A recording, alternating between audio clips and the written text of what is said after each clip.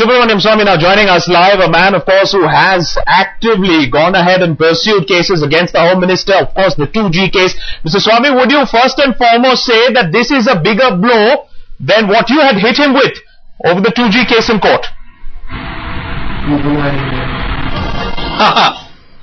Well, this has been on since 2009. Mine has been only on for last 4 months. And let the court summer vacations be over. And is not only on 2G, but on Aircel Maxis and Hashimpura genocide. So there are many cases coming against him.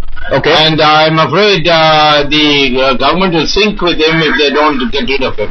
Oh, well, the government is definitely not letting go of him. You know, the kind of reactions, Mr. Swamy, that we are getting in from the government, Mr. Khurshid making it amply clear, there is no question, and I quote, there is no question of Mr. Chidambaram resigning because this is not a criminal case. In your opinion, what are the charges? Can they actually lead, what kind of finger pointing can you do against Mr. Chidambaram at this point of time, because they are hinging it on electoral technicalities? Electoral technicalities, yes. Fraud, coercion, a number of these 29 charges, of which 27 have been upheld as prima facie correct. These will lead to criminal prosecution immediately after. This is an election petition. His seat is going to be declared vacant. And after that, the authorities in the state government, headed by Ms. Jayalalitha, have the right immediately to register criminal cases against him. Here is a Home Minister being prima facie held guilty of fraud. And if the Prime Minister is going to defend him, then shame on the Prime Minister. What kind of fraud did he commit? You've always spoken your mind. What is it that you are in the know of? What kind of electoral fraud? You need the 29... I will tell you what I am in the know of, which will be proved in the trial. That is, that Mr. Chidambaram lost on the first count. Then he asked for a second count. That too he lost. Third count, he produced another machine which they said was hiding somewhere. And then finally, out of the blue, the returning officer issues a victory certificate without the knowledge of the other candidate. This has never happened in the history. And there are telephone records which show that telephone calls went from Delhi, and he was Home Minister at that time, Mr. Chidambaram. And telephone calls went from Chennai, which is the Mr. Karunanidhi as Chief Minister. And I don't know what kind of threats they must have issued to the returning officer to give this bogus victory certificate. That is the question, and all this is subject to criminal prosecution subsequently. Just to be the devil's advocate, and I know many of the charges that you've leveled earlier have actually, many of them have been proven to be false. But what you're suggesting, and what has been suggested, also brings into the question the way elections are conducted in India. It also brings into question the role, at least, of the men of the Election Commission. So then this is not only about the Home Minister, it's also about free and fair elections being conducted and being controlled by certain politicians who are very powerful.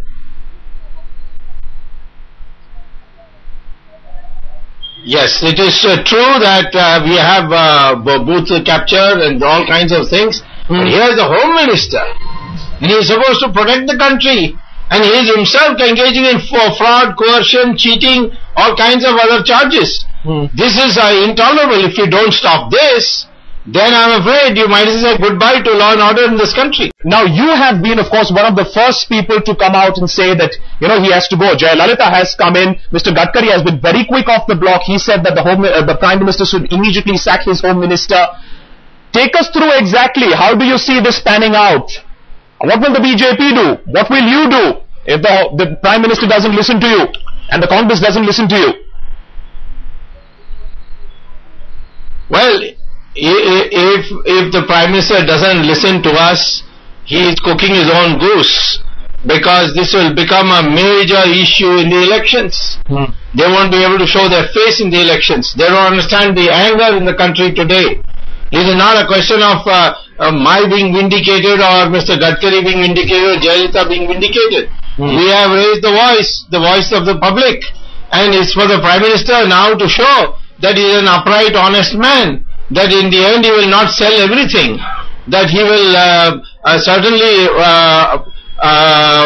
will have somewhere along the line a comeuppance if he continues to do this.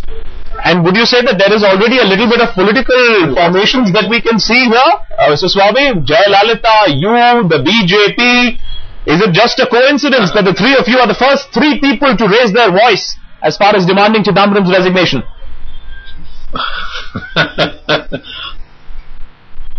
Well, I'm already part of the NDA, so there is no surprise that Mr. Gadkari and I are on the same wavelength. Yes. As far as Jayalalitha is concerned, she has always been very clear about Chidambaram. From the very beginning, I have been discussing with with her for many years. I think as early as 1994 or 1995, she told me that there cannot be a worse specimen of a politician than Mr. Chidambaram. So, I don't think she had any illusions about him, which the media had for a long time. The man is guilty of not only these, but a large number of other charges. One by one will come out. Even in Air India, you will find his name will come up. Now, take us through exactly how do the next few weeks shape up for Mr. Chidambaram. We've seen the heckling, we've seen the boycott in Parliament, we've seen actually Mr. Chidambaram keep a rather low profile of late. Is it because he already knows that there is clear pressure that is building and more bad news that is to come?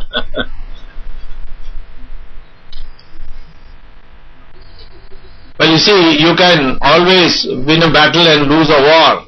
In the case of Mr. Chidambaram, he might stick on as minister, but he will be so thoroughly discredited that he will take the government down with him. The fact is that after vacations are over for the courts, which is in end of June, there is a question of the orders being pronounced on what happened, or orders on the question of the 2G spectrum matter, where the lower court has already said that I have proved that Mr. Chidambaram and Mr. Raja made the decision together. The court erroneously said I have to also prove that he had a criminal intent, which in the Prevention of Corruption Act, Section 13, I don't have to. And there is already a High Court judgment to say that. And that's why I've gone straight to the Supreme Court, and the Supreme Court has to pronounce on that. Then this ASL Maxis, where he has allowed an Indian company to be sold 100% to a Malaysian company, when the law says it can't be more than 74%. Yes. And he allowed all kinds of fraud. And he claimed in the Parliament that it was cleared in March. It was not. Now we got the documents. And he's guilty of even breach of privilege, of telling a lie to Parliament.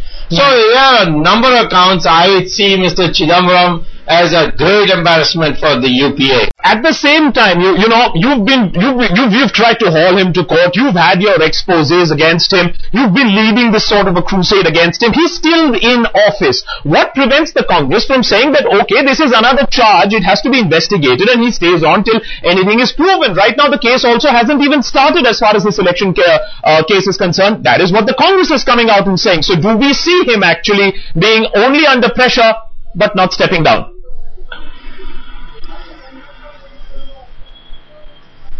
Well, you see, first of all, this is not just simply something for trial beginning. They have prima facie found that there is evidence in these charges. Now, prima facie is sufficient for Mr. Raja to have to resign. He had to resign for what reason? Because of this fact. In fact, at that time even the court cases hadn't started. The CAG had found him prima facie guilty. Yes. Now, here a court, and that to a high court, has in Tamil Nadu has found him guilty prima facie. So let them. I have no difficulty if the UPA wants to continue Mr. Chidambaram. By this account, I don't think the UPA in the next election will get even 25 seats of Lok Sabha. If they keep on hanging on to this, they won't have a face to show in the crowd. What happened in Amethi and Raebareli this time? All MLAs have been lost in the home constituency of Mr. Rahul Gandhi and Sonia Gandhi. Okay, then let me throw your question back to you. Let me throw that back to you. Mr. Swamy, you know the allegation that is made, and which you also reiterated, something that is known amongst circles and is talked about how the Home Minister might have dialed a few numbers, made a few calls, influenced a few people. Then why couldn't the same thing have been done in Raebareli? Why is it that the Home Minister is only being questioned over the fact that he did something for himself, The Congress party could have used the services to at least save its face in Raebareli in that matter, if you think that election agents can be really turned around in this manner.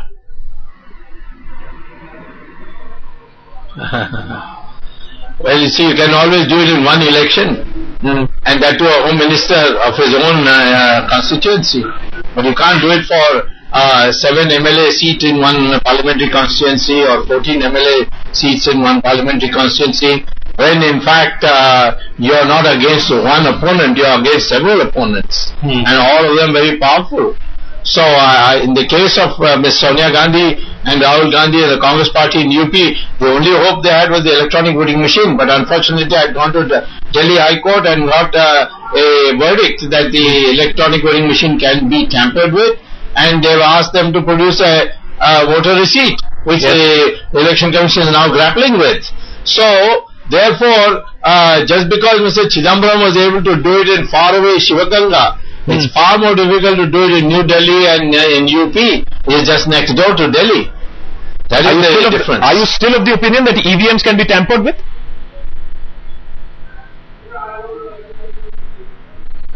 Of course, I've gone to the Supreme Court saying that the Election Commission is not implementing my demand for a voter receipt. And the court has fixed 6th of August for a hearing and asked the Election Commission. No, be that as maybe, I agree with you that there has to be a physical trail. I agree with that argument that there has to be a physical trail. What I'm asking you is that, how would you believe that an EVM can be tampered with? Because, you know, there are conspiracy theories that say that they can be tampered with a phone call, that they are set in such a way that phone calls can come in. The BJP would like to believe that line of thinking. How is it that an EVM can be tampered with? Who can tamper with it? Well, there are a number of ways, because the main brain of the electronic voting machine is the microcontroller, which is not produced in India. It's produced by a Japanese company. Let me tell you, Japan doesn't use electronic voting machines. Yet we are buying a microcontroller from a Japanese company, private company, from a country which doesn't use electronic voting machines. In fact, most countries of the world don't use electronic voting machines. Only Venezuela, Nigeria and India use it. These are not countries you can be happy in company of. And this microcontroller can be embedded into the electronic voting machine after its programming, and then it can be there can be a password in it. There are many ways. Yes, mobile phones can do it. Yes. Wireless services can do it. A number of ways it can be done, and these have been documented in my book, which I published jointly with Mr. Kalyan Raman on electronic voting machines. Okay. So there is no question. It has been. That's why German Supreme Court very clearly said. So this case obviously will now go into court. All these points that you have mentioned perhaps now will be looked at in depth by the court. Is it actually possible to ring in literally a change into the EVM, or is it possible by changing the EVMs perhaps by a senior minister who can make a few phone calls? Is the election system and the EVM system actually foolproof? But also, sir, we would like to know from you is, besides this case, and we already know that Mr. Chidambaram is going to hang on, the Congress has come out and defended him, then what is it that is actually going to push him, give him the final push? You're saying your other cases, very crucial of them, you're just waiting for the vacation to end on the bench, and then of course they'll be getting onto those cases. Just take us through exactly how serious are the ramifications of those judgments when they will come out now in the next few weeks. When do we hear of them, and how serious could be really the consequences? Well, in the case, the Supreme Court, for example, upholds my prayer which I made to the trial court to make Mr. Chidambaram a co-accused with Raja. Yes. I don't think that there's any power in this earth which can prevent him from having to resign. That's one. Yes. Supposing it, in the case of the Aircel Maxis thing, it is found that Mr. Chidambaram actually committed fraud on the Foreign Investment Promotion Board resolution, and the son was on the take in this, which he facilitated by delaying the announcement, which is in fact an illegal announcement of foreign investment from Maxis. Now, the third one, which is even more serious because I might go to the international court for it, and that is Hashimpura and Meerut, where there was a genocide. And I have sufficient prima facie evidence now for the international court to take notice that it was Mr. Chidambaram as Minister of State of Home Affairs who gave the order. He went there and sat in Meerut to tell the officials this should be done. How can we believe that the police will take 42 youngsters from Muslim Mohalla and take them to the corner of a river and shoot them one by one and throw their bodies? That, I'm telling you, the Congress party will not be able to sustain, because that involves the minorities. And where you are talking about genocide, the International Court of Criminal Justice will definitely be ready to take this up, because for 25 years the government of India has done nothing. So there are enough cases. More are coming. This is not the end. Air India will come. Final question then. Is this clearly the worst moment and the worst crisis that the government is looking at? Economic crisis, opposition crisis is the biggest crisis that the government is looking at within itself at this point of time, given so many charges against the Home Minister.